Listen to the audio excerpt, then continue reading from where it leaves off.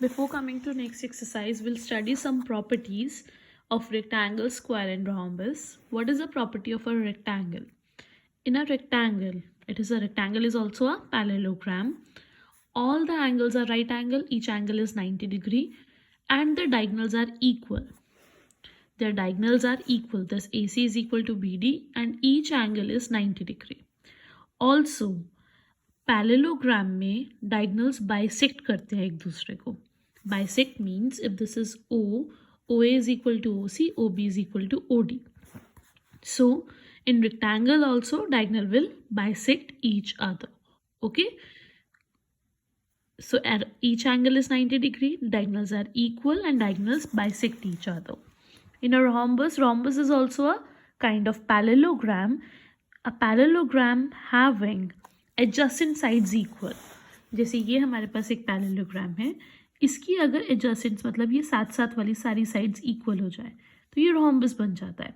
देखो स्क्वायर में क्या होता है, साथ साथ वाली सारी साइड्स इक्वल होती हैं और ईच एंगल 90 डिग्री होता है तो वो स्क्वायर होता है.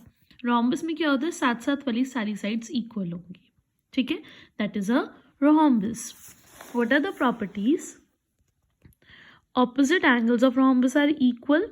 ऑपोजिट एंगल इक्वल होंगे क्योंकि एक पैरेललोग्राम है, पैरेललोग्राम के ऑपोजिट एंगल इक्वल होते हैं तो रोम्बस के भी ऑपोजिट एंगल्स क्या होंगे, equal. Diagonals of rhombus also bisect each other and they bisect each other at 90 degree. What does that mean कि बाइसेक्ट तो करेंगे, OB OD की इक्वल होगा, OA OC की इक्वल होगा.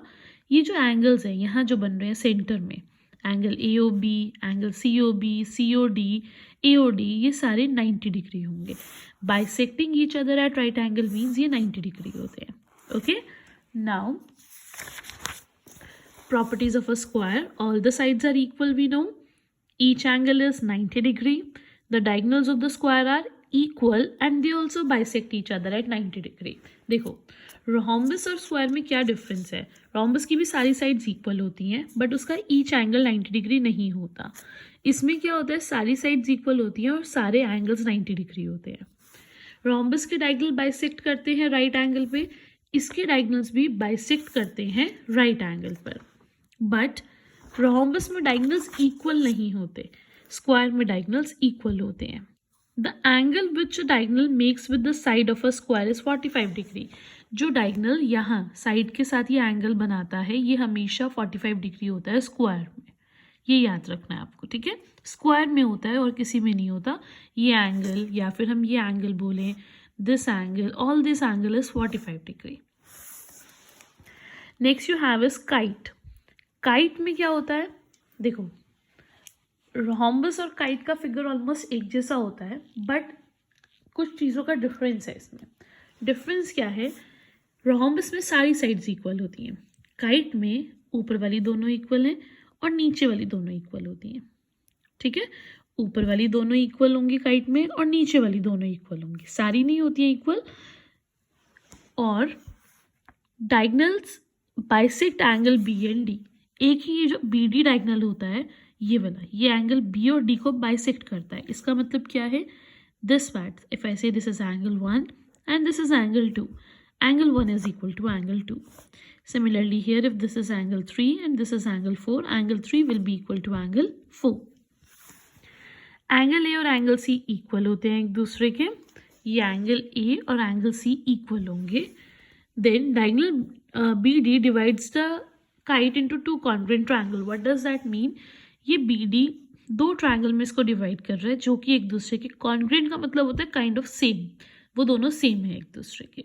Okay, so this is your properties of a square. Then comes an isosceles trapezium. What is an isosceles trapezium? Trapezium बताया था क्या होता है, दो पैरेलल साइड्स और बाकी दोनों non parallel sides. Isosceles trapezium क्या होगा, जब ये नॉन पैरेलल साइड्स इक्वल हो जाएंगी तो ये क्या बन जाएगा, isosceles trapezium.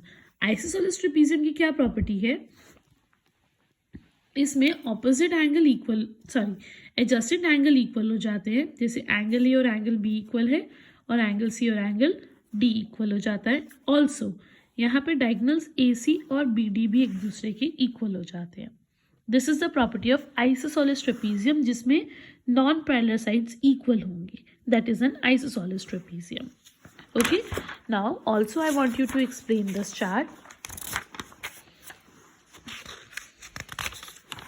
See, quadrilateral 3 types का है. वन इज पैरेललोग्राम जिसमें opposite sides parallel. One is kite. Kite कैसा होता है? जिसमें दो दो पेयर्स इक्वल होते हैं. And one is trapezium. Trapezium कैसा है? जिसमें सिर्फ 2 साइड्स पैरेलल हैं और 2 नॉन पैरेलल हैं. पैरेललोग्राम के 2 पार्ट्स हैं, रेक्टेंगल और रोम्बस. रेक्टेंगल में opposite sides equal, each angle 90 degree. Rhombus में ऑल साइड्स इक्वल. अब इसमें क्या था? Opposite sides equal, each angle 90 degree. Rectangle का एक पार्ट है स्क्वायर. स्क्वायर में क्या होगा?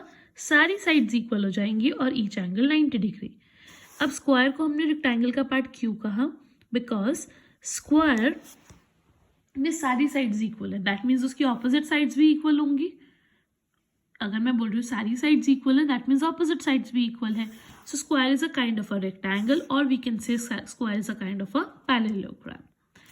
What does this show? Whatever the property of parallelogram is, that will be the property of rectangle also, that will be the property of square also, that will be the property of rhombus also. उसके साथ और add on properties हो सकती हैं, पर जो parallelogram की properties हैं वो प्रॉपर्टीज रेक्टेंगल, स्क्वायर और rhombus की तो होंगी ही होंगी. एड ऑन प्रॉपर्टीज और भी हो सकती हैं इनके पास. Okay, these are the properties. On basis of this, we are going to start with exercise 13B, completely based on the properties of these figures. Okay, coming to the first one, for each of the statement given below, you have to state true and false. For statement given here, you have to state whether it is true or false. Let us see. A rectangle is a parallelogram. Yes, it is a parallelogram. We know this. So this is true. A square is a rectangle. Yes, it is true. A parallelogram is a rhombus.